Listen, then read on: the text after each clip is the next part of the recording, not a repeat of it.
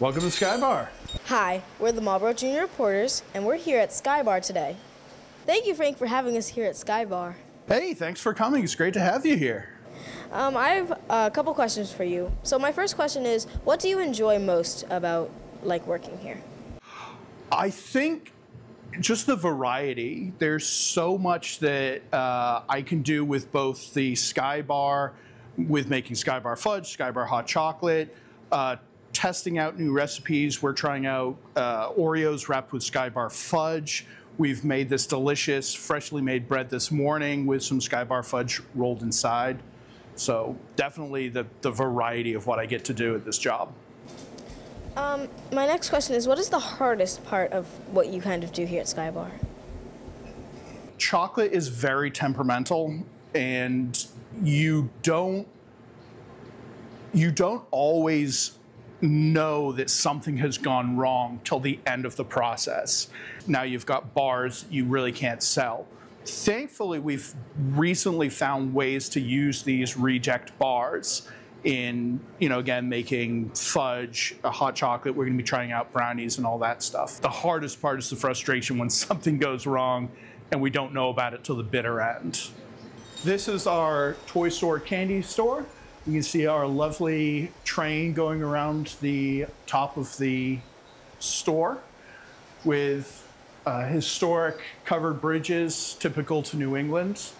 And historically, the bridges would be painted in the colors of the railroad line itself. What we've done is I also do historical reenacting, and I'm in a Revolutionary War British unit, so red for the red coat, and then green facing for the facing of my regiment. So, see, we've got all these lovely toys and games, all of these candies, a lot of nostalgic candies, moon pies, 100 grands, ice cubes, cannoli bars, imported Icelandic chocolate, some Skippy bars, and flavored lava. Oh, that's... I'm sorry, what? Flavored lava. Okay. Ant candy, earthworms. It's good. There's the consistency of puffed candy. All right, I will take your word for it. My next question is, have you ever been on a cooking show or wanted to be on a cooking show? I have never been on a cooking show. It interests me. I would love to be on an amateur cooking show or reenact a cooking show with friends and do it that way, as opposed to a professional cooking show with the additional pressure and all that. I'd much rather just have fun with it. Okay. Passing the mic over to Sophia. Hello. So my question is, what is your favorite thing that you have made here? As of right now, the best thing I feel I've ever made is I've made a breakfast sandwich. So imported Irish sausage with cheese, very buttery scrambled eggs, wrapped up, cooked directly into our fresh baguette roll. And cooking it directly inside allows the dough to soak up all the juices. So it was incredibly flavorful. Okay, my next question is this the only location in Massachusetts? So this is the only location of Duck Soup and Sky Bar. We are a standalone store. Thank you. Hi, my name is Anna. It's nice to meet you. And one of my questions is, what is the main component when making a normal Sky Bar? That is an excellent question. So obviously, the Sky Bar itself is the chocolate on the outside, but then you have the 4 independent centers. So the vanilla center is its own center. It has a whole different process from the others. But the caramel, the fudge, and the peanut all have a caramel base to it. We make the entire candy bar from scratch, including the centers next door. The main component when we're making a Sky Bar is definitely that caramel base, which is the basis of course, the caramel, the peanut, and the fudge. All right. And my second question is this a family-owned business? It is. It was started in 1971 by friends of the family, and when they were looking to retire in 2014, my mom purchased it from them and then pillaged me from an accounting department. And she brought me in to help her run it, and then when NECO went under in 2018, we were able to get the Sky Bar at auction. And we built out next door in 2019 and started production of the Sky Bar. Wow, thank you. You're welcome. Don't lose your cool Trivial Pursuit, Apples to Apples, The Labyrinth, Dark Crystal, Jurassic Park. So how long did it take to essentially build the train tracks and just really get all of these games, candy, toys, and shelves? We have a really good general contractor that we've used for years and years and years for a lot of different things.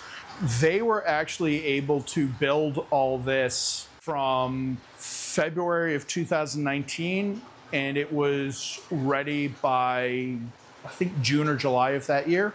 Wow. Very, very fast.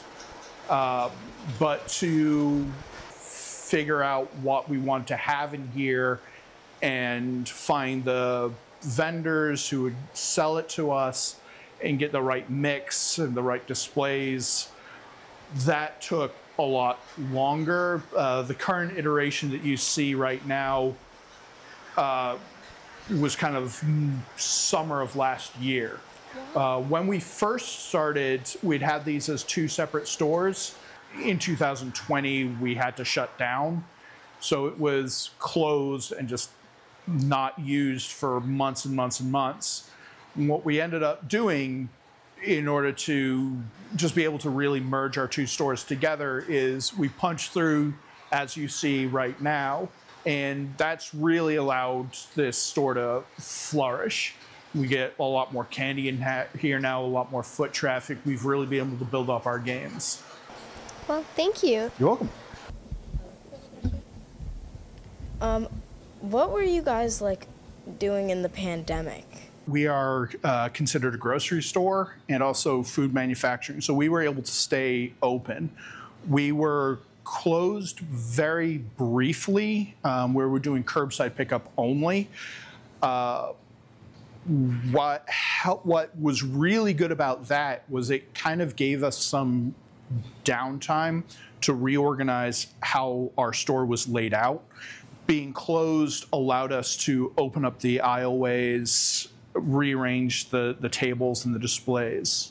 My last question for you is, what kind of allergies are you aware of here at Sky Bar? All of them.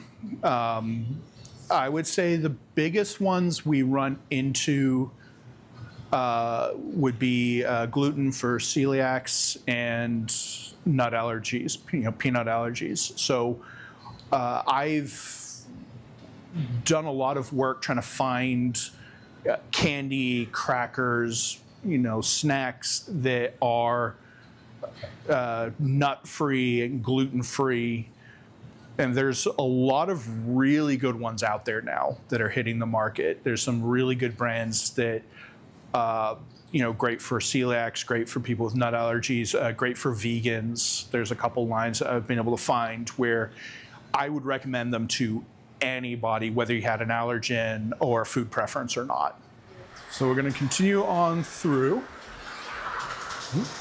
Up there, we have a citation from the Commonwealth of Massachusetts recognizing us saving the Sky Bar. This is very, very rare because we pretty much never let anybody through there.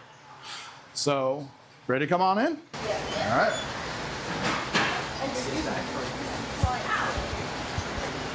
The machines are modern made. They were made specifically for us. That allows us to work with a much smaller team, which means we're able to have a really good production in a very limited amount of space. This is the cooking area. This is where we will make the centers from scratch. So your caramel center, your peanut center, your vanilla center, and your fudge center. It's an electric cooker that we use. So we'll put our raw ingredients in these big kettles, throw them on the cooker, heat it up to the proper temperature for the proper amount of time, all the various sugars and oils and flavors and everything. Once we have made our center, after cooking them, we have to let them sit out and cool for a while longer. So one of my questions is, what is the most difficult allergy that you cater to? I would probably say soy. It's very hard to find products that don't have soy in it. That's definitely the hardest one that we've had to work with. And does the food industry not allow as many options for people with soy allergies? People are becoming more aware of it. The industry is becoming more aware of soy as an allergen, but it's become a lot of foods are very dependent upon soy, so they're only now beginning to find alternates for it. So there are soy-free foods out there, but the quality of them can be very hit or miss right now, whereas foods that are gluten-free, are nut-free, they've had time to mature, and the quality levels, the taste levels are up about where they should be. And my last question is, are you hoping to expand more on foods with that cater to people with allergies? I'm always on the lookout for foods that are good for different allergens. Sugar-free is another big one where I'm trying to find good sources for them, good flavored foods. Thank you. You're welcome. Hi, my name is Josh, and my first question for you is, does the Sky Bar and Duck and Soup, do they do any community programs that would allow others to come see how you guys make your foods? Members of the public can always come in and see us baking, and can watch through the viewing windows us making the Sky Bar. And we're more than happy to answer questions and show people what's going on. As far as actually getting into the manufacturing part itself, while we are making the bar, unfortunately, the size isn't big enough to allow for that. But we can always show people through the viewing windows. My second question for you is, when I was on your guys' website looking at the history of Sky Bar, it said that you guys discontinued. I didn't read the entire thing, but it mentioned something about the Sky Bar being discontinued. So it was discontinued in 2018 once Necco went under and they ceased production. We started up production again in late 2019, and we were able to reintroduce it in November of that year. And then we've been going ever since. Once we've made our center and we're ready to dump it in, we'll lift the lid off. Whoop. So you can smell that peanut coming out. So this is one of the holding tanks. We have 4 tanks. One, again, the 4 centers, the caramel, peanut, vanilla, and fudge. So this is the peanut tank. We usually hold the peanut about 90 degrees. Most of our centers we hold between about 88 degrees and 95 degrees. You can feel your hand on the tank. You can put your hands here, and you can see that even though it is quite warm, it holds the temperature beautifully. It's very well insulated. So the outside of the tank is actually quite cool. So, yeah. So, and that's, again, that's one of the reasons why we have to be careful when we put the centers inside. It can't be too hot. So this is our main chocolate tank. You felt how cool that tank was. Put your hand quickly against this one, and you can see the difference at what we keep that temperature at. So that's at 115 degrees. It is hot. We heat it up to 115 degrees, and what that does is it breaks down the structures inside, helps it melt, helps it flow, but most importantly, it's that crystalline structure that it's breaking down. My last question for you is, what is your position here and how did you get to it? So I am the store manager of Duck Soup, and I'm the production manager of Sky Bar. And my mom owns both companies, so she brought me in to help her run it. So got it through my mom. Thank you. You're welcome. Hi, so my last question for you is, do you have kids, and if you do you hope that they continue working here if they do?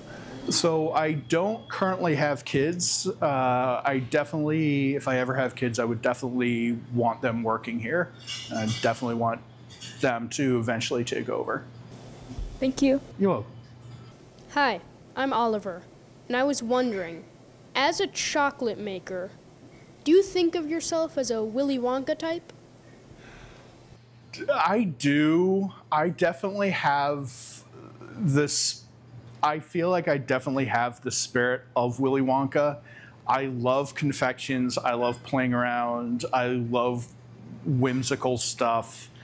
And I would love to be able to have, at some point in time in the distant future, a fun factory based on the movies. I just think it would be an incredible experience for people to come in. So I do think I definitely share a spirit with Willy Wonka. Cool. As you mentioned earlier, you were trying to make like a chocolate-covered Oreo. How do you come up with these chocolate innovations? So there's two main ways that I'll do it. I'll see something that just puts an idea into my head and say, oh, this seems kind of cool. Can I replicate it, maybe improve upon it? Other times I'll be confronted with an issue. We have a lot of broken Sky Bars. If we have a very bad run, there's a lot of rejects. Well, what do we do with that? We don't want to throw it out. There's a ton that we have to find a way to sell, or I can make it into something new. And then from there, all right, well, how can I repurpose it? What can I do with it? How can I make it into something new? So we went from having these broken bars to, well, I know I can melt them down. It's a very good taste, so I can make a fudge out of it. Now I have a ton of fudge. Well, what can I do with the fudge? And from there, well, what else do we do with fudge? Well, like a cookie Oreo is really tasty. A brownie is very, very tasty, so I can cover an Oreo with fudge. Another thing we're trying is fudge-filled candy bars, which is also very, very tasty. Thank you. Now you'll see there's three settings. There's a melt setting, there's a cool setting, and there's a temper setting. We have to go from this 115 degrees. First we go down to 82 degrees. That cold temperature allows crystalline structures to reform.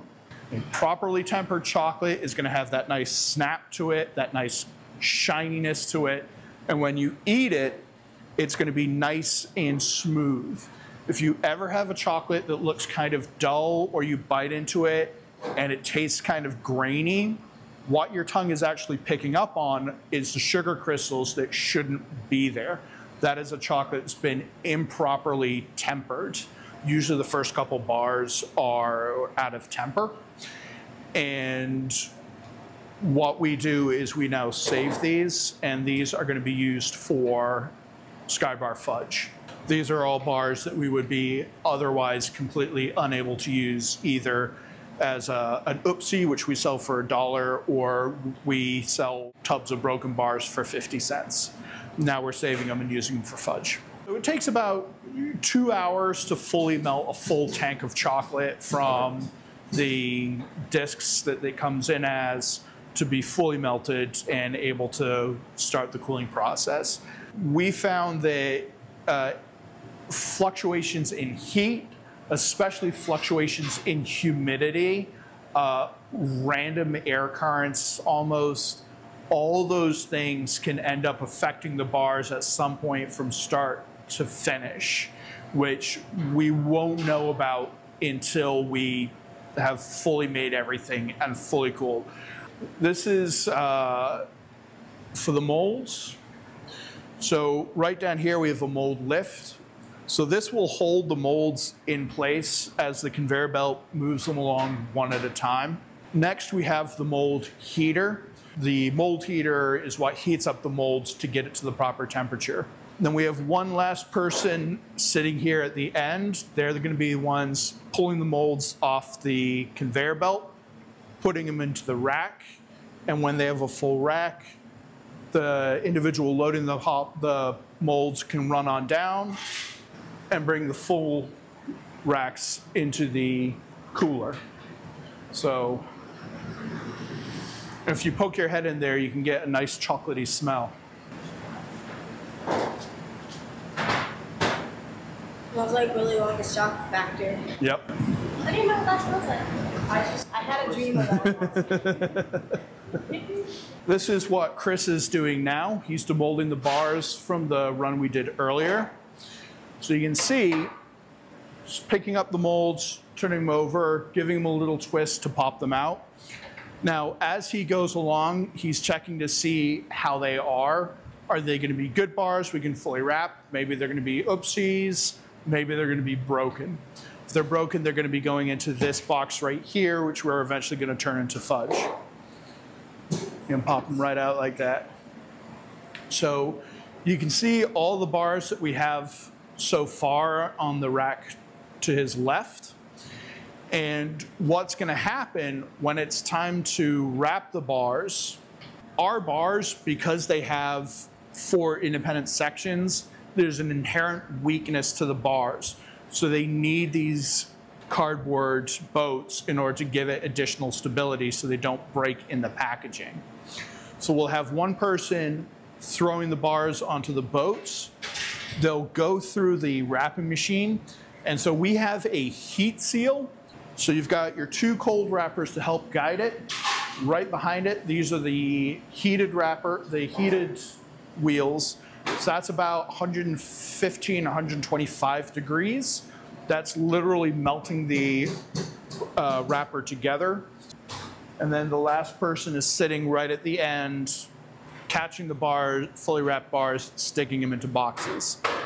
We are currently wrapping at 40 bars per minute. So every minute, whoever's sitting there has to fill almost 2 full boxes of Sky bars, just sitting there tossing them in, tossing them in, tossing them in. So it's a very, very quick, fast process. You will definitely all get Sky bars before you leave. It's time to taste these beautiful, delicious confections.